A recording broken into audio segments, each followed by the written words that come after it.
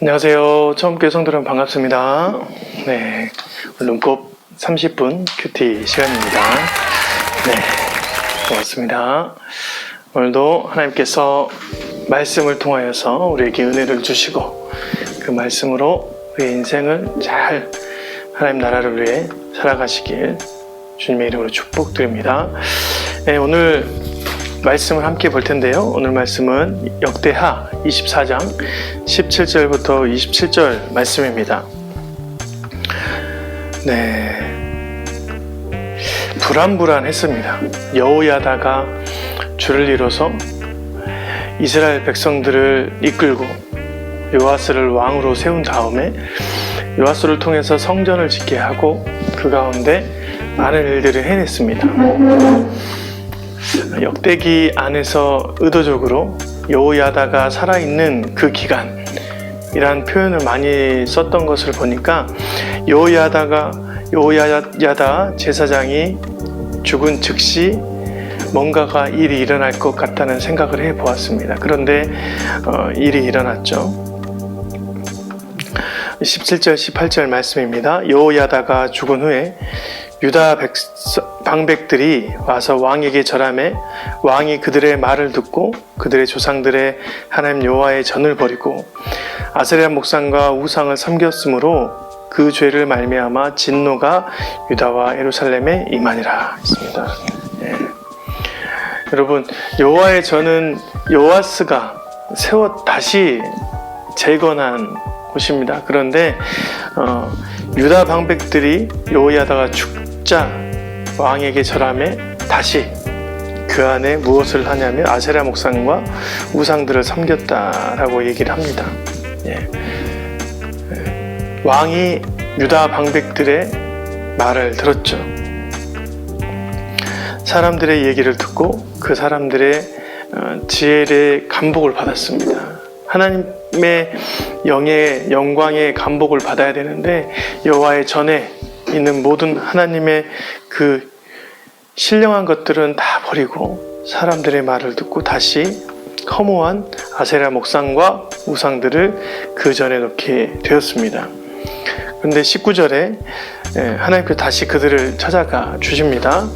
19절 말씀, 그러나 여호와께서 그들에게 선지자를 보내사 다시 여호와에게로 돌아오게 하려 하심에 선지자들이 그들에게 경고하였으나 듣지 아니하니라. 예. 하나님께서 그를 돌이키고자 했는데 그 돌이킴의 과정에서 선지자들을 많이 보냈습니다. 그런데 그 경고가 통하지 않았던 것이죠. 예. 유다 방백들의 목소리가 훨씬 더 크게 들리고 그 가운데 하나님의 음성은 들리지 않았던 것 같습니다. 예. 아담의 때와 좀 비슷하죠. 예.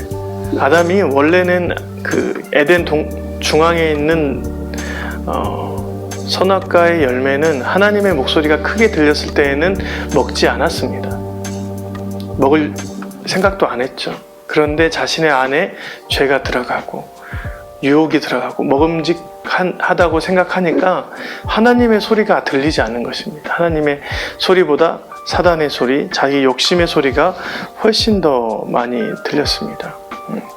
하나님의 마지막 방책으로 제사장 여호야다의 아들 스가랴를 보냅니다. 20절 말씀, 이에 하나님의 영이 제사장 여호야다의 아들 스가랴를 감동시키심에 그가 백성 앞에 높이 서서 그들에게 이르되 하나님이 이같이 말씀하시길 너희가 어찌하여 여호와의 명령을 거역하여 스스로 형통하지 못하게 하느냐 하셨다니 너희가 여호와를 버렸으므로 여호와께서도 너희를 버리셨느니라 하나 했습니다.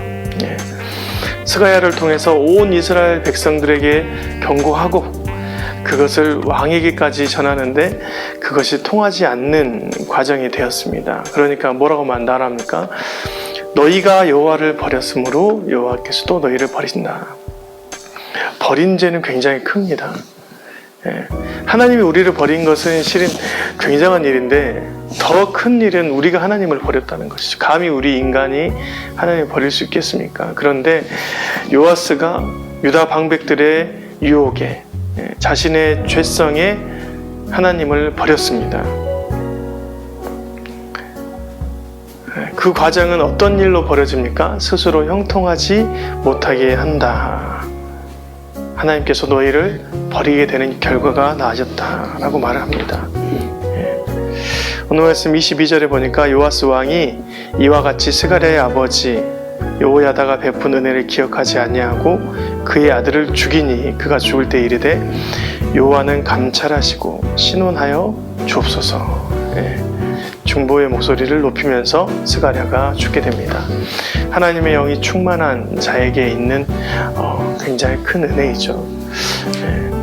예수님이 그러셨고 스데반이 그랬고 스가랴조차도 하나님 앞에 이 백성들을 감찰하시고 돌봐주시고 신원하여 주기를 간절히 간청드립니다라고 고백하며 목숨을 내놓습니다. 이후에 이제 요아스가 하나님의 징계를 받는 부분이 나오는데요. 처참하게 깨지는 결과가 나옵니다. 아람의 적은 무리가 왔는데 남유다의 큰 군대를, 심히 큰 군대를 무너뜨리는 장면이 나오죠. 이것은 완전히 하나님의 역사입니다. 누구도 거역할 수 없는 하나님의 역사를 경험합니다. 징계의 대상으로 서게 된 요아스와 남유다의 모습을 볼 수 있습니다. 여러분, 우리가 살아갈 때 하나님 앞에서 어떤 존재가 되느냐가 참 중요한 것 같아요. 역대기의 모습을, 왕의 모습을 볼 때 한순간에 그것들을 다 무너뜨리고 신앙을 다 무너뜨리고 자기에게 있는 죄성 때문에 또한 주변에 있는 사람의 목소리 때문에 하나님의 음성을 듣지 못하고 그것을 놓치는 경우가 굉장히 많이 있습니다.